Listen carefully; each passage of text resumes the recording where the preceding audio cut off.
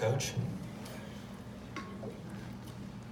Very pleased just to be advancing. I mean, that's the goal, to be able to play. Excuse me, on Monday. So just really happy with the win. This is a game where you're playing against great teams, and Fordham's a really good basketball team, and we never thought that we would come here and this game would be easy. We knew they would fight. We knew they would test our principles in our zone. They do a really good job of spreading the ball around and screening in forwards and trying to skip deep corners. So they do some things that are very effective against the zone, and they just did a really good job of just attacking us in the half court.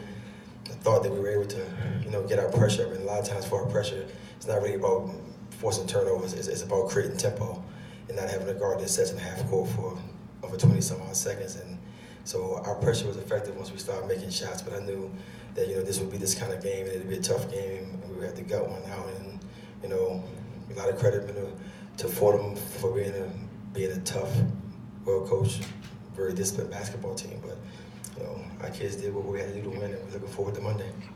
We'll take questions from the student athletes now. Dakota Palmer, CuseNation.com. Coach, you're down by... We're doing questions for the student athletes I'm first. so sorry. My apologies. Tiana and Gabby, you're down by 1 after the first quarter. You come out, explode, go on a 16-2 run in the second quarter. What was your mentality going into that second quarter? Either of you could start. Well, I feel like, we hadn't played a real game in 2 weeks, so I think, getting back into the flow of things was a little bit difficult. But, after that first quarter and after the half, we came out and we knew this is the tournament, it's going to be up and down, and we knew that we just had to come out and give it our all. And, we started doing things that we do right, So. Yeah, just to piggyback off what she said, we just had to really knock the rust off a little bit, We had to get in the flow of the game. And once we got in the flow of the game, we were fine. Like you said, we won a 16-2 run. I feel like that was a good quarter for us, So runs like that is what we need. So we just really had to shake the rust off and really lock in to what we normally do and play within ourselves. Lindsay? Hi, Lindsey Kramer, Syracuse.com. Tiana, you mentioned the rust, and I guess leading up to the game when we ask about rust and layoff, players like to play that down like, oh, it's no big deal. But then when you get out there and you feel like there is a little bit of rust, what do you think that shows the most? I mean, do you feel it coming, or is it just kind of like there when you start to take jump shots or make plays? Where does the rust show up the most, do you think? I would say more just, the dome is kind of hard to play in, and it's very inside breathing, just getting tired, your legs under you, just those kinds of things, as well as making shots. At the beginning there, I know I wasn't making many shots, and just really getting the flow and just getting back into the game. Mike Cleary, the Daily Orange. Tiana, at the end of the first quarter when you hit that one, jumper at the free throw line, did you have kind of a feeling where, you felt like you wanted to just take over the game a little bit? No, not at all. There was never a time where I was like, I need to take over.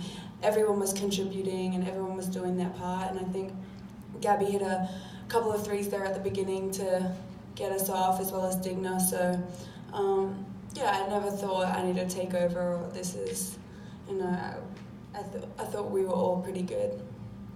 AJ in the back. AJ Fabry, Citrus TV. Gabby, 3 for 4 from 3 today, and you've kind of been that role player all year, shooting when you need to and then making plays defensively. How much pride do you take being that person that can kind of spark the offense or defense whenever you're called upon? I take a lot of pride in it, My name's not always, in the light, but that's okay, I'm fine with that. I'm fine with just playing my role, Every good team needs good role players. So I like to just step up when I'm needed. In the middle. Gabby, did the team make any changes in the defense? Did you guys push the press up at all in the second quarter, or was you just kind of finding the ball better? We didn't make any changes. We knew what our game plan was. We knew what presses we were going to run against their different press offenses. So we really didn't change anything. We just, like I said, really knocked the rust off and really just locked in, like, okay, it's game day. We haven't played in 2 weeks, but I feel like after that first quarter, it really, really hit us, like, okay, time to go. So. back. Tiana, of course, last year, I know you guys can't wait to get that out of your minds, first round of the tournament, but could you just feel the difference playing here in front of the home crowd? I mean, it seems like they were standing the whole time going nuts, and I mean, just the difference between last year to this year and how much you were looking forward to this game. Yeah, it was a big difference compared to last year. You know, we had to travel down to Mississippi, and as well, you know, playing at home, sleeping in your own bed, just that kind of stuff is a great feeling. And the fans were great tonight, and I really appreciate everyone for coming out and supporting us. You know, we don't get that often, and knowing that we matter to them, it's a good feeling. Lindsay. Tiana, anybody that follows college basketball knows what you do, but in the tournament time, maybe sometimes get casual fans or people rightly put a lot more emphasis on what happens in the postseason, you know, you go over the championship. When you have a showcase like this, do you feel it's even possible for you to pick up the game even more because you were just a little bit shy of a triple-double today, you were just doing Tiana things? I mean, do you feel like, hey, I'm going to take over here? Not really. I feel like every game I can get better. So I feel like, yeah, I did good tonight, and I just hope that the next game I can do better. And I think a lot of it has to do with mental side of things during the game, and not, you know, missing a lot of shots and getting your head down, just mentally staying focused. And no, I for sure, you know, I think everyone in the whole team really can every day get better. So. Kylan. Colin Watson, Newhouse Sports Media Center. This question is for both of you. You both combined for 34 points. Tiana, you had 21. Gabby, you had 13. So what made you both, or what were they doing that made you both so effective tonight? I feel like, you know, we were just hitting shots, you know. Really, it wasn't too many things that they were doing in particular defensive-wise that was making us more better offensively. I feel like we just hit shots. For me, they were going under ball screens, so that's when I had made those 2 threes, as well as attacking the rim, which is really what I do. So yeah, just playing my own game, and as well, you know, getting everyone else involved, taking the light off me a little bit, and then being able to attack when they're not ready. But, yeah. We have time for one more question. AJ?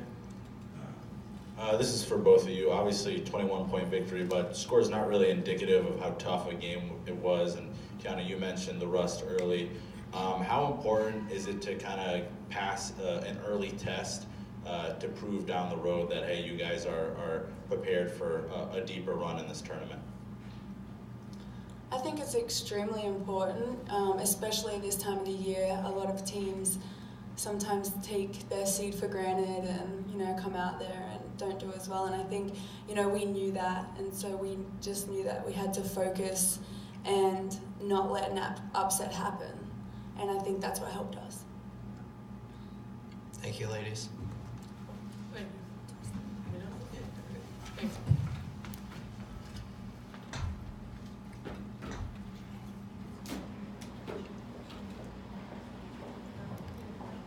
We'll now take questions for Coach. Dakota.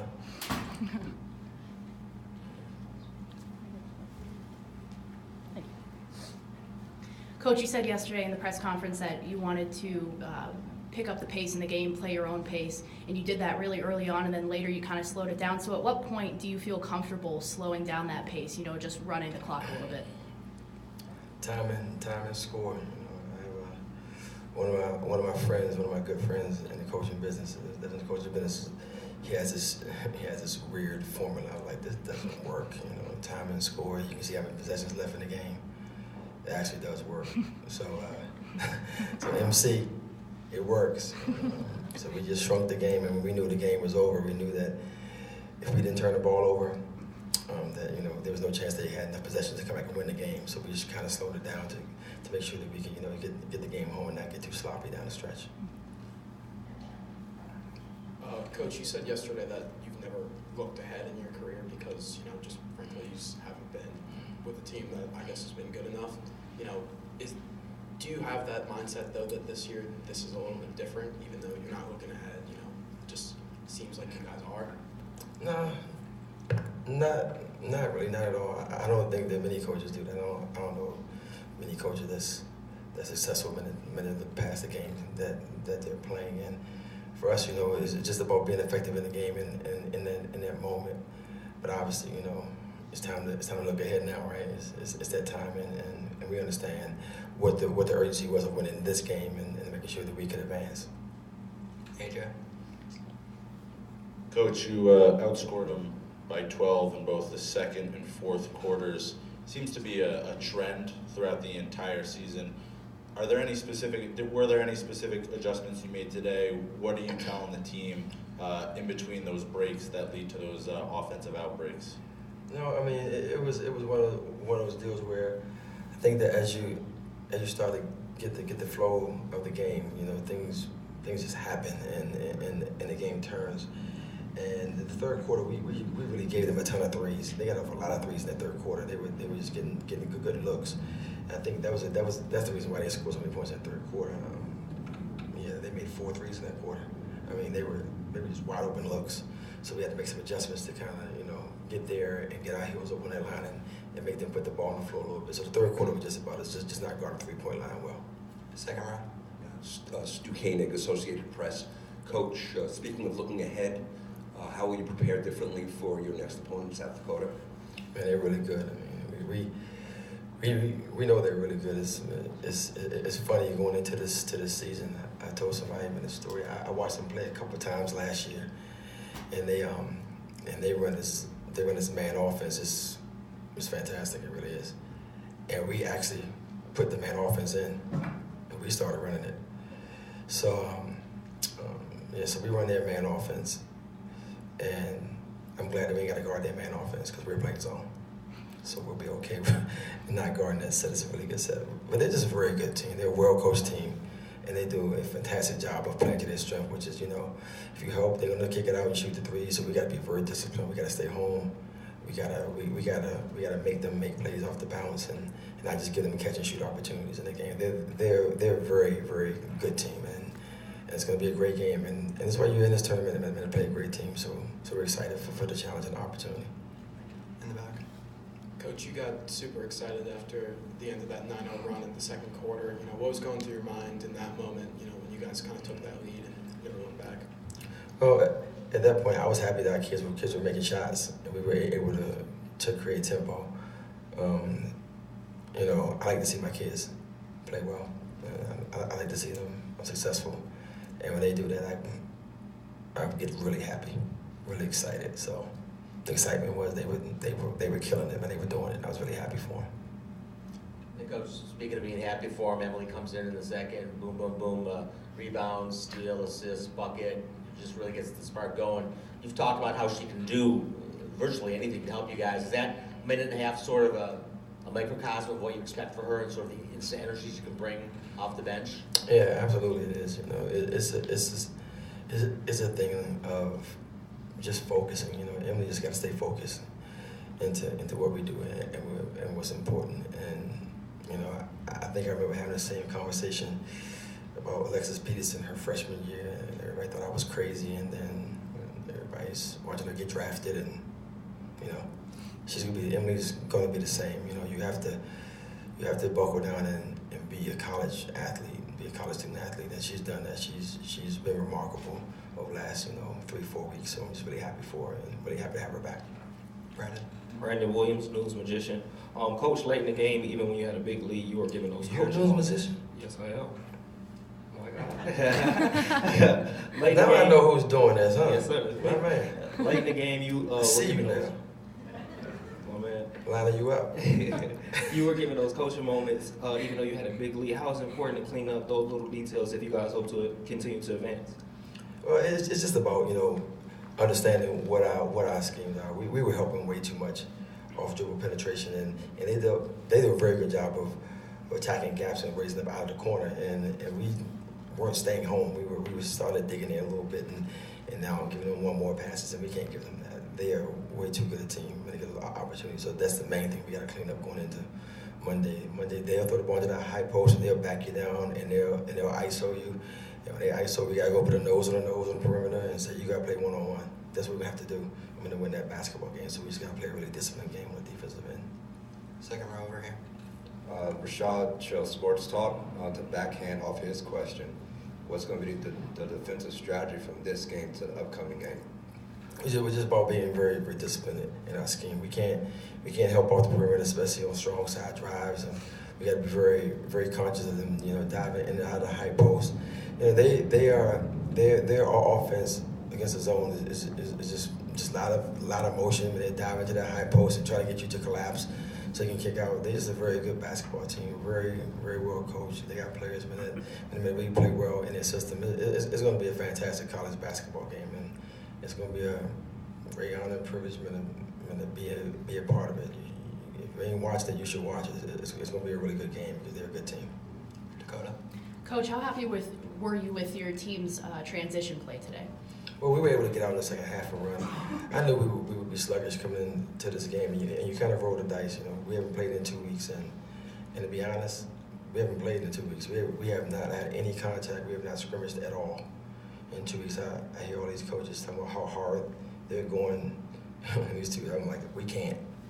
So, I mean, hats off to them with all that energy. They can go hard for 2 weeks. We can't do it, and so we took 2 weeks off. I mean, from contact, we got a lot of player development stuff in. Ryan Kabilis, our strength conditioning coach, and Karen McKinney, our athletic trainer, they were the MVPs of these 2 weeks. They just got them healthy and kept their bodies moving, and we just tried to just do enough game prep and film stuff to be able to come in the game and be effective, and we did that. Coach, you guys shot well on the three, but you didn't take as many as I guess you guys are used to. Was inside play a little bit more of an emphasis this game? No, we ain't shooting threes no more, man. We're changing all that. We had an opportunity. What really happens, and I think that, and it's not shooting at you, it's really not. I think that a lot of people say, you guys don't shoot a lot of threes. Well, because people now are running us off the three-point line. They're saying you're going to shoot 40 threes, we're not going to let you do that. So, thank God we're good enough to put the ball on the floor and attack the rim and now score in the paint, because if we couldn't put the ball on the floor, then we really, be in trouble. But we're just not just a three-point shooting team, and that's what's been really good about this second half of this season. We're winning games by now attacking the rim and playing in the paint some. So people are really just trying to they're really just doing a good job of closing out and taking them away. But the ones that we get and we're making them, I think that our kids are now happy that they're open and now they're knocking them down, because they're not as open as they were back in November, December. Back right. Q, could you feel the support from the crowd today? And I guess you might need to multiply that on Monday to have a chance, against South Dakota State. I did, and to be honest, I mean, I felt it all year. I mean, I think it's been a really good year for our attendance. I think that our attendance has picked up a ton. I think that it's funny now, because even though it's general admission in that middle bowl, you can walk out there and you see those same faces every home game, and they're there. So it's been amazing, the job that our administration's done and our marketing team has done, and ticket sales of getting people in the stands. This place really hasn't felt empty all year long. I'll be totally honest with you. And I don't count the numbers, but I just know how it feels. And if we're getting 7 people, they're loud as hell, and they've been that way all year long. And I'm just really happy that they were there today. And hopefully, like you say, yeah, let's double that on Monday. Let's get this thing going. Last question, Brandon. Coach, to kind of piggyback off of that, regardless of the outcome on Monday, that will be the last home game of the season. How is it important for the team to come out and lay everything on the line for this community? That's it, man. Because you lose, you go home, right? And we want people, man, to still be able to see us. We want people to still be able to watch on TV.